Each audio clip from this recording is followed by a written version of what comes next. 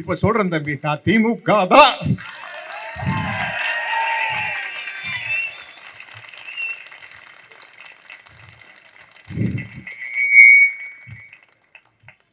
எனக்கு குளத்தூர்ல தலைவர் ஜெயிச்சு, குளத்தூர்ல தலைவர் ஜெயிச்சது கொஞ்சம் கஷ்டமா இருக்கு. இல்ல ரொம்ப கிண்டலானால், நக்கல் பிடிச்சாள். என் சினிமாலாம் பார்த்துருப்பீங்க. எல்லாத்தையும் விளையாட்டா எடுத்துக்கிட்டேன். இது எப்படி எடுத்துக்க முடியல. ஓகே, பட்டு தெரிந்துனா அதான் புத்தி வரும். படுங்க படுங்க, பட்டு தெரிந்துங்க, அப்பதான் புத்தி வரும். இப்பேற்பட்ட தலைவரை தோக்கடிச்சிருக்கோம். முதல்வருக்கே உதாரணமாக இருந்தவர் அண்ணா, கலைஞர் வழியில் ஸ்டாலின் அவர்கள். என்னங்க ஒரு முதல்வர் பேசுற பேச்சாங்க இது?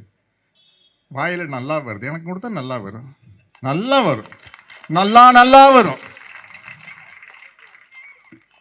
எவ்வளவு வேணாலும் நல்லா வரும். என்னை உனி அந்த யாரோ இருக்கிறாங்களா இன்ஸ்டாகிராமில், என்னமோ அந்த வாரியர்ஸ் வெங்காயன்ட்டு அவங்க எல்லாம் திட்டுவாங்க. கவலையே பட மாட்டேன். இங்கே பிடுங்கி வீசிட்டு ஒன்றும் இல்லை, இங்கிருந்து பிடுங்கி வீசிட்டு போயிடும்.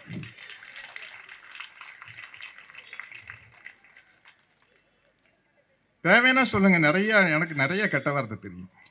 நான் ஒரு மரியாதை அதையெல்லாம் அமைக்கி வச்சிருக்கிறேன். உங்களுக்கு ஏதாச்சும் தேவைன்னா இன்ஸ்டாகிராமில் லொட்டு ரோஸ்களெல்லாம் திட்டுவீங்க. உங்களுக்கு ஏதாச்சும் தேவைன்னா அது கொடுங்க, நான் நிறைய எடுத்து கொடுக்குறேன். முதல்வர் தான் எங்களுக்கு, அவர் தான் முதல்வர்.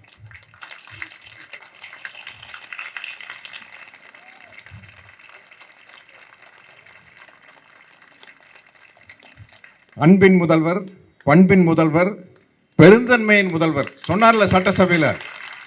41 பேர் கரூர்ல செத்துருக்காங்கன்னா எந்த கட்சிக்காரனும் தன் சொந்த கட்சிக்காரன் சாகரன்னு ஆசைப்பட மாட்டான். அதை அரசியல் ஆக்காதீங்க. அது கேஸ் கோர்ட்டுக்கு போயிடுச்சு, சிபிஐக்கு போயிடுச்சு. தயவு செய்து அதை வச்சு அரசியல் ஆதாயம் தேட வேண்டாம்னு சொன்னார் இல்லையா? அவரு முதல்வர், பெருந்தன்மையின் முதல்வர், அறத்தின் முதல்வர். அப்படிப்பட்ட முதல்வர் தான் இன்றும் எனக்கு முதல்வர். திமுக ஆளுங்கட்சியா இருக்கும் போதும் சரி, எதிர்கட்சியா இருக்கும் போதும் சரி, 2020 முன்னாடியே என்னுடைய அன்பு தம்பி சேகர் பாபு கலைஞருடைய பிறந்தநாள் விழாக்கு என்னை அழைப்பார். பெரியார் திடலில் நான் வந்திருக்கிறேன். அதுக்கப்புறம் ஒரு முறை நம்முடைய தலைவர் ஸ்டாலின் அவர்களுடைய பிறந்தநாளுக்கு அழைச்சப்ப நான் சொன்னேன், தம்பி கலைஞர் அவர் வசனத்தில் நான் 2 படம் நடிச்சிருக்கேன். அதனால கலைஞர் இப்ப இல்லை, நம்ம கிட்ட இல்லை, இப்போ பொதுவானவர் ஆயிட்டார். அதனால வர்றது ஓகே. நம்ம தலைவர் ஸ்டாலின் பிறந்த நாளுக்கு நான் கிட்டத்தட்ட நான் திமுக அனுதாபி தான். நான் கிட்டத்தட்ட திமுக காரனாவே ஆயிரம் தம்பி, அது எனக்கு பெரிய பிரச்சனையாகுது அப்படின்னு. இப்போ இந்த மேடைக்கு வரும்போது திமுக ஆளுங்கட்சியாக இருக்கும்போது வந்ததை விட ரொம்ப கெத்தா வந்திருக்கேன்.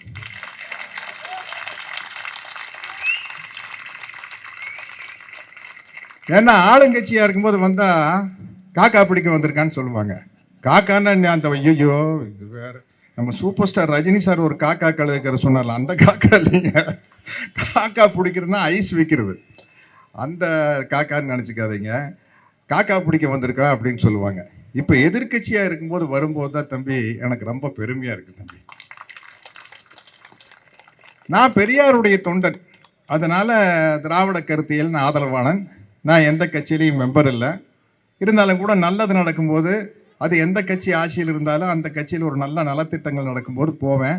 அது மாதிரி முதல்வர் ஸ்டாலின் அவர்களுடைய பிறந்த நாளுக்கு தம்பி சேகர் பாபு அவர்கள் பல நலத்திட்டங்கள் அறிவிப்பார். அதை வழங்கிட்டு போங்கன்னா, மற்றபடி இது அரசியல் இல்லை அப்படின்னு சொல்லி கூப்பிடுவார்.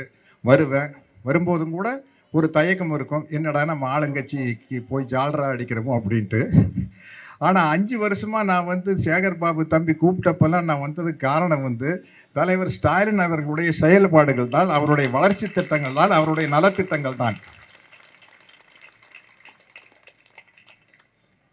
ஆளுங்கட்சியாக இருக்கும்போது தயங்கி தயங்கி வந்தேன்னா, இப்ப சொல்றேன், ஒரு திமுக அனுதாபியா போன தம்பி, என்ன நல்ல நல்ல விஷயங்கள் எல்லாரும் பண்றீங்க அப்படிங்கிறதுக்காக.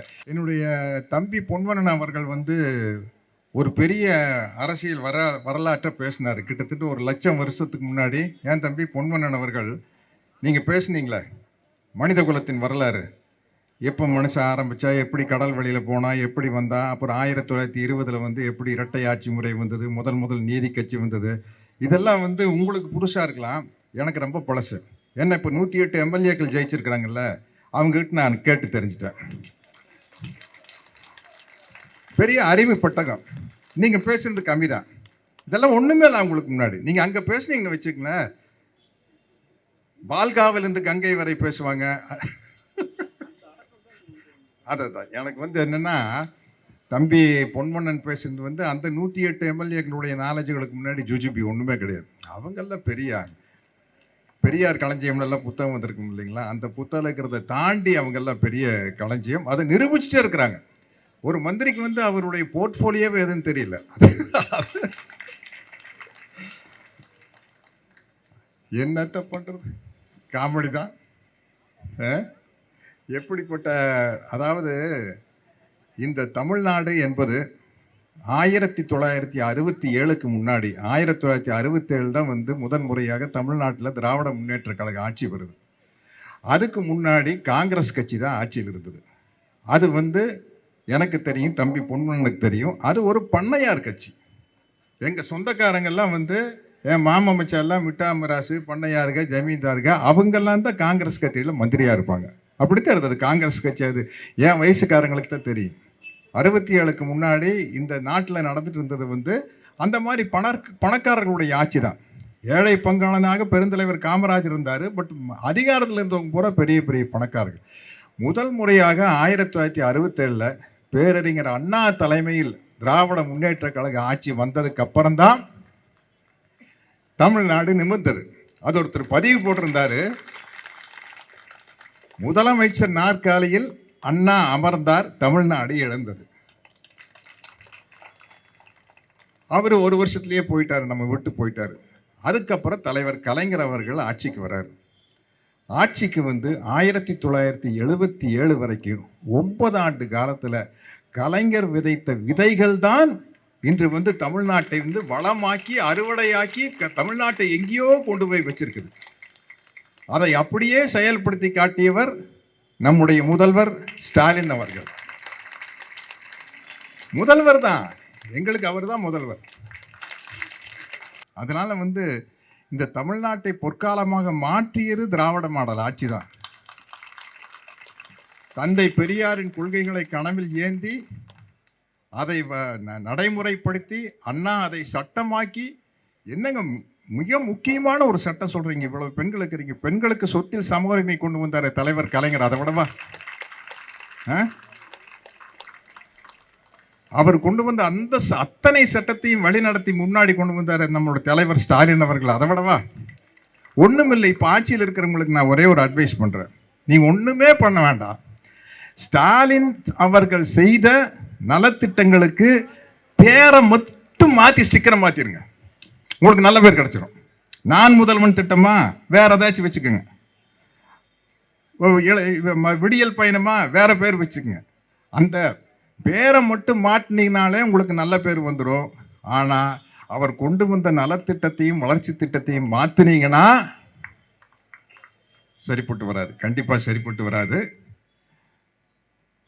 என்னன்னா ஒரு இருக்க சினிமா போக, நானும் சினிமா நடிகன், சினிமா ஒரு கவர்ச்சி எல்லாம் இருக்க வேண்டியதா இல்லைன்னு சொல்ல. பட் நம்ம சிந்திச்சு சீர்தூக்கி பார்க்கணுங்க. நம்மளுக்கு ஒரு மாற்றம் வேணும்னா என்ன மாதிரியான மாற்றம் அப்படிங்கிறது யோசிச்சு பார்க்கணும். இப்போ நான் பிராங்கா சொல்றேன், இப்போ வந்து கருத்தியல் ரீதியாக ஒரு மாற்றமா, ஐடியாலஜிக்கலி ஒரு சேஞ்ச் வேணுமா அப்படின்னா, திராவிட கருத்தியலான சமூக நீதிக்கு நேர் மாறான ஒரு கருத்தியல் ஆர்எஸ்எஸ்னுடைய பிஜேபியினுடைய சனாதனம். உங்களுக்கு இது பிடிக்கலையா, அங்க ஓட்டு போட்டுருங்க. கருத்தியல் ரீதியா இதை விட இன்னும் வந்து வேகமா ஒண்ணு வேணும்னு ஆசைப்படுறீங்களா, கம்யூனிஸ்ட் கட்சி வந்து ஆட்சி கொண்டு வந்து அவங்கள முதல்வராக்குங்க, தப்பே கிடையாது. இல்ல விடுதலையிலேயே மிக முக்கியமான விடுதலை வந்து பட்டியல் இனத்தவர்களுடைய விடுதலை அப்படிங்கிறீங்களா, விடுதலை சிறுத்தைகள் கட்சிகள் வந்து அவங்க நிக்கல அவ்வளவு இடத்துல அவங்களை ஜெயிக்க வைங்க. என்ன மாற்றம் இருக்குது? ஏன்னா என்னுடைய மாண்புமிகு தமிழ்நாடு முதல்வர் என்னுடைய அன்பு தம்பி விஜய் அவர்கள் கட்சி ஆரம்பிக்கையில் என்ன சொன்னாரு? என்னுடைய கொள்கை தலைவர்கள் பெரியார், அம்பேத்கர். திராவிடமும் தமிழ் தேசியம் எனது 2 கண்கள். அப்ப திமுக தானே அது? திமுக தான். திமுக, அண்ணா திமுக, அது எல்லாம் ஒண்ணுதான். தலைவர்கள் நபர்கள் மட்டும்தான் மாறுது. அந்த தலைவர்களும் நபர்களும் மாறும்போது நீங்க யோசிச்சு பார்க்க வேண்டாமா? ஸ்டாலின் என்னென்ன செஞ்சார்? நான் நிச்சயமா சொல்றேங்க, நிச்சயமா எல்லா கட்சியிலையும் வந்து ஒரு குறை இருக்கும், விமர்சனம் இருக்கும். ஆனா அதுக்காக நீங்க வந்து என்ன பண்ணுவீங்க?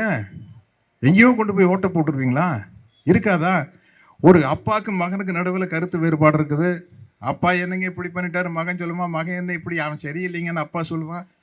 கணவன் மனைவிக்கு நடுவில் கருத்து வேறுபாடு இருக்குது. அண்ணன் தம்பிக்கு நடுவில் கருத்து வேறுபாடு இருக்குது. 2 நண்பர்களுக்கு நடுவில் கருத்து வேறுபாடு இருக்கும். அது மேல ஒரு ஆட்சியின் மேல 5 வருடம் ஆட்சியில் இருப்பவர்கள் மேல ஒரு கருத்து வேறுபாடு இருக்கு, விமர்சனம் இருக்கும், குறைகள் தெரியும். ஆனா அதை நிவர்த்தி செய்யக்கூடிய ஒருத்தருக்கு ஓட்டு போடுறோமான்னு நம்ம யோசிக்க வேண்டாமா? ஓகே, போட்டுட்டீங்க. இனிமேலையாவது கேள்வி கேட்டு பழகுங்க. கேள்வி கேட்டு பழங்க. பெரியார் நமக்கு சொல்லி கொடுத்தது, அண்ணல் அம்பேத்கர் சொல்லி கொடுத்தது, மார்க்ஸ் சொல்லி கொடுத்தது, ஏன் என்ற கேள்வி கேளுங்கள் அப்படிங்கிறதான். இன்னைக்கு இந்த ரீல்ஸ்ல ஏதோ அது வந்து காமெடியா அவங்க ரீல்ஸ் போடுவாங்க, எதையோ திட்டுவாங்க, அதுக்கெல்லாம் நம்ம பதில் சொல்லணும். ஆனா இப்ப எனக்கு என்ன பெரிய மகிழ்ச்சினா, அங்க சட்டசபையில ஆப்போசிட்ல உட்கார்ந்து இருக்கு பாருங்க நம்ம தம்பி உதயநிதி ஸ்டாலின். ஐயோ, நோண்டி நொங்க எடுத்துருவாங்கன்னு சொல்லுவாங்கல்ல,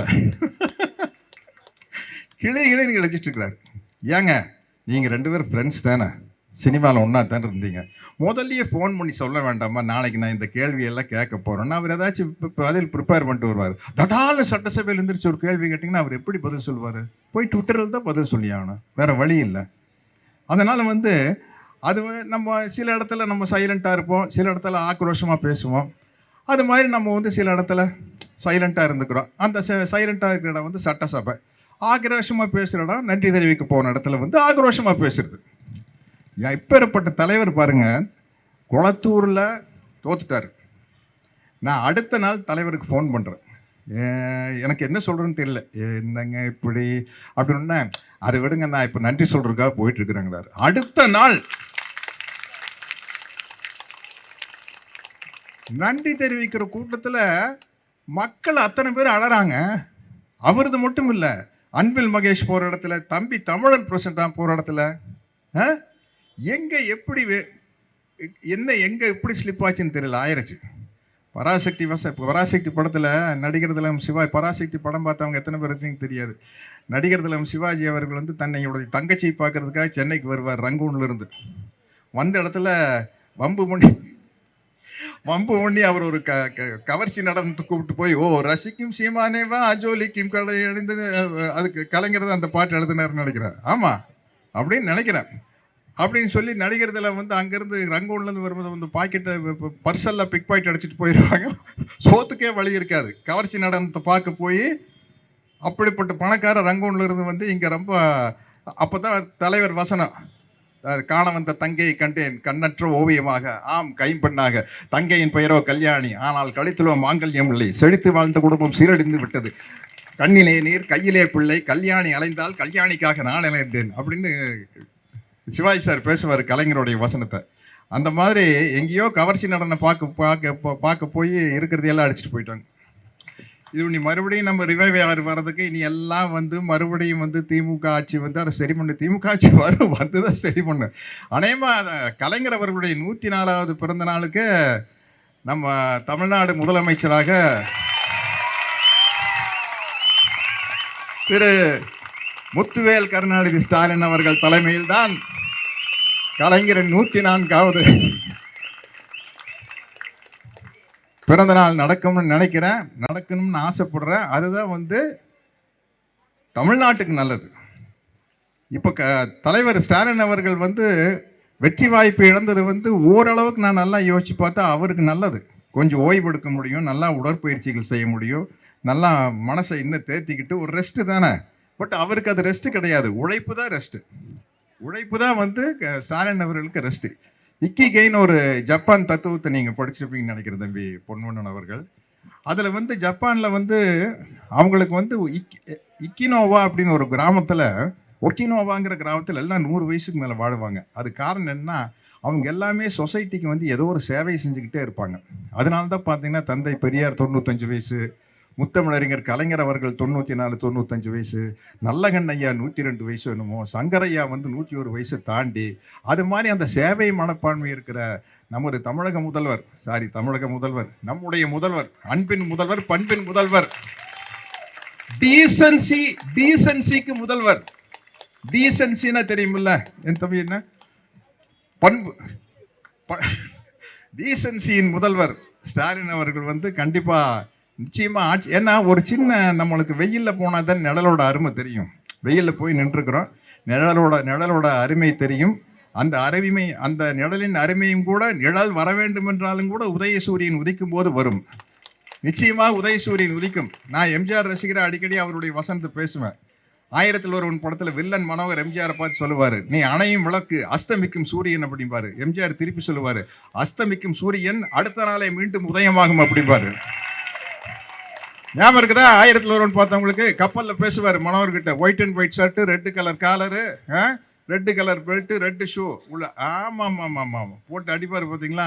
அந்த மாதிரி வந்து சூரியன் அஸ்தமிக்கிறதே இல்லை. நம்மளுடைய சுழற்சியின் காரணமாக இருட்டு வருது ஒழிய சூரியன் அப்படியே தான் இருக்குது. உலகம் சுத்தும் போது நம்மளுக்கு இருட்டு வர மாதிரி இருக்குது. சூரியன் நிரந்தரமானது, அதை முதல்ல புரிஞ்சுங்க.